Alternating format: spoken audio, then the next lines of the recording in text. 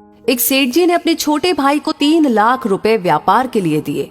उसका व्यापार बहुत अच्छा जम गया, लेकिन उसने रुपए बड़े भाई को वापस नहीं लौटाए। आखिर दोनों में झगड़ा हो गया और झगड़ा भी इस सीमा तक बढ़ गया कि दोनों का एक दूसरे के यहाँ पर आना जाना बिल्कुल बंद हो गया। घृणा व द्वेष का आंतरिक संबंध अत्यंत गहरा हो गया। सेठ जी हर समय हर संबंधी के सामने अपने छोटे भाई की निंदा, निरादर और आलोचना करने लगे। सेठ जी अच्छे साधक भी थे, लेकिन इस वजह से उनकी साधना लड़खड़ाने लगी। भजन पूजन के समय भी उन्हें छोटे भाई का चिंतन होने लगा। मानसिक व्यथा का प्रभाव तन पर भी पड़ने लगा। बेचैनी बढ़ गई, समाधान नहीं मिल रहा था। आखिर वे एक संत के पास गए और अपनी सारी व्यथा सुनाई। संत श्री ने कहा कि बेटा, तू चिंता मत कर, ईश्वर कृपा से सब ठीक हो जाएगा। तुम कुछ फल व मिठाइयां लेकर अपने छोटे भाई के यहाँ जाना और मिलते ही उससे केवल इतना कहना, अनुज, सारी भूल मुझसे हुई है, मुझे क्षमा कर दो। सेठ जी ने कहा, महाराज, मैंने ही उनकी मदद की है और क्षमा भी मैं ही मांगू। संत श्री ने उत्तर दिया, परिवार में ऐसा कोई भी संघर्ष नहीं हो सकता जिसमें दोनों पक्षों की गलती न हो। चाहे एक पक्ष की भूल 1% हो, दूसरे पक्ष की 99%, पर भूल दोनों तरफ से होगी। सेठ जी की समझ में तो कुछ भी नहीं आ रहा था। उन्होंने कहा कि महाराज, मुझसे क्या भूल हुई? संत श्री ने कहा कि बेटा, तुमने मन ही मन अपने छोटे भाई को बुरा समझा, यही है तुम्हारी पहली भूल। तुमने उसकी निंदा, आलोचना और तिरस्कार किया, ये है तुम्हारी दूसरी भूल। क्रोधपूर्ण आंखों से उसके दोषों को देखा, ये है तुम्हारी तीसरी भूल। अपने कानों से उसकी निंदा सुनी, ये है तुम्हारी चौथी भूल। तुम्हारे हृदय में छोटे भाई के प्रति क्रोध व घृणा है और ये है तुम्हारी आखिरी भूल। अपनी इन भूलों से तुमने अपने छोटे भाई को दुख दिया है। तुम्हारा दिया दुख ही कई गुना होकर तुम्हारे पास लौटा है। जाओ, अपनी भूल के लिए क्षमा मांगो, नहीं तो तुम न चैन से जी सकोगे और न चैन से मर सकोगे। क्षमा मांगना बहुत बड़ी साधना है और तुम तो एक बहुत अच्छे साधक हो। सेठ जी की आंखें खुल गई। संत श्री को प्रणाम करके वे छोटे भाई के घर पहुंचे। सब लोग भोजन की तैयारी में थे। उन्होंने दरवाजा खटखटाया। दरवाजा उनके भतीजे ने खोला।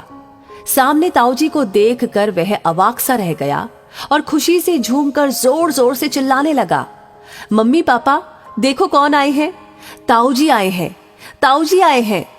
माता पिता ने दरवाजे की तरफ देखा, सोचा कहीं हम सपना तो नहीं देख रहे।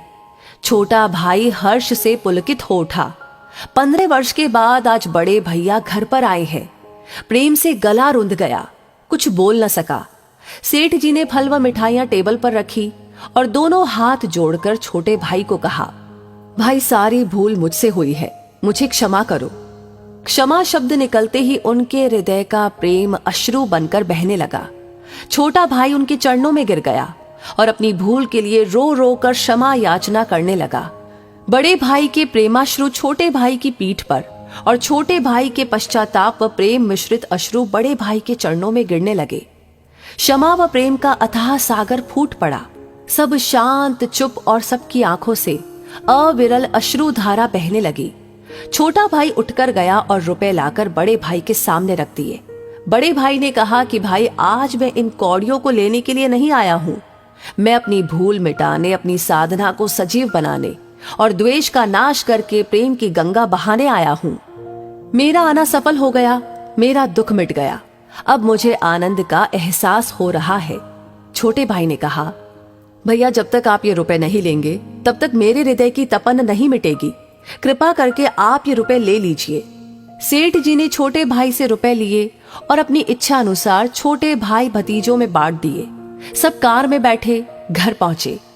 15 वर्ष बाद उस अर्धरात्रि में जब पूरे परिवार का मिलन हुआ तो ऐसा लग रहा था कि मानो साक्षात प्रेम ही शरीर धारण किए वहां पर पहुंच गया हो।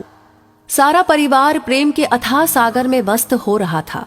क्षमा मांगने के बाद सेठ जी का दुख, चिंता, तनाव, भय, निराशा रूपी मानसिक रोग जड़ से ही मिट गया और साधना सजीव हो उठी। तो हमें भी अपने दिल में क्षमा रखनी चाहिए। अपने सामने छोटा हो या बड़ा, अपनी गलती हो या ना हो, क्षमा मांग लेने से सब झगड़े समाप्त हो जाते हैं। वैसे इस कहानी के बारे में आप क्या कहेंगे, आपका पर्सनल एक्सपीरियंस क्या है, हमें जरूर बताएं कमेंट बॉक्स में लिख करके। और अगर ये वीडियो, ये कहानी पसंद आई हो तो प्लीज इसे शेयर करना बिल्कुल ना भूलें, क्योंकि आप जब शेयर करते हैं, आपके कमेंट्स जब आते हैं, आप जब लाइक करते हैं, तो ये सारी चीजें हमारे लिए होती है हर दिन के लिए इंस्पिरेशन, ऐसी कहानियों पर काम करने के लिए और उन्हें आप तक पहुंचाने के लिए। तो अपना ये प्यार बरकरार रखिए, हमेशा की तरह भर भर कर दीजिए। साथ ही साथ हमारी हर वीडियो आपको सबसे पहले मिले, उसके लिए हमारे पेज को फॉलो करना बिल्कुल ना भूले। धन्यवाद।